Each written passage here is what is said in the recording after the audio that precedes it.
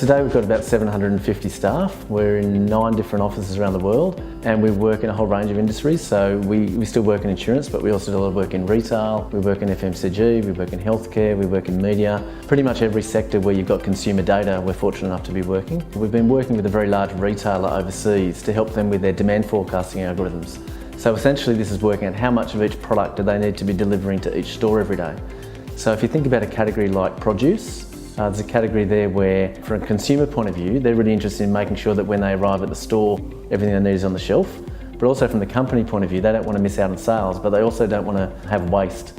So if we can get those forecasts right, we both eliminate waste, which is great for society, and also make sure that consumers get what they want when they walk into the store, which is great for both the consumer and for the client. Like for us, if you can impact the client, the society and the consumer, then kind of the triple whammy, if that makes sense. And occasionally you step back and think, 16 years ago when we started the business, did I expect to be meeting with the CEO of Walmart in the US talking about how we're rebuilding their forecasting algorithms? And so you kind of drive along streets in the US and you see trucks delivering items and you realise that it's the algorithms that we wrote that are determining what's in those trucks. So that's the sort of moment where I look back and think, wow, that's us that have done that, you know. Yeah. We're very fortunate to work with My Choices Foundation in India.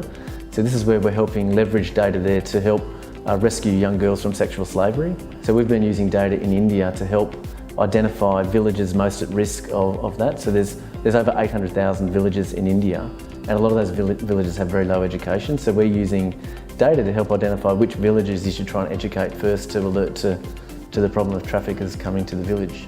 Every time we do a piece of work, we try to think about how does this impact the client, how does it impact individuals, and how does it impact society?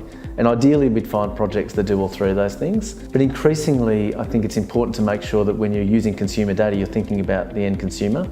And that's largely because the data that we're using is actually consumer data. Like, you've been given this gift of using a consumer's data. So ideally you should be thinking about how do you make sure that this is beneficial for the consumer? Otherwise, I think there's a danger that people will be using data and having short-term benefits for a company, but that's actually not in the long-term interest of a consumer.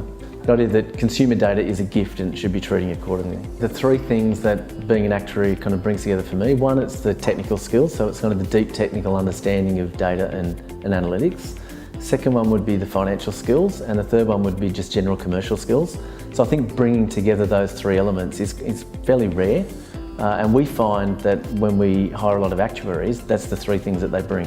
So we try and find actuaries that have both the technical skills and the financial skills and then commercial acumen. And if you've got those 3 things, we think it's a pretty powerful combination.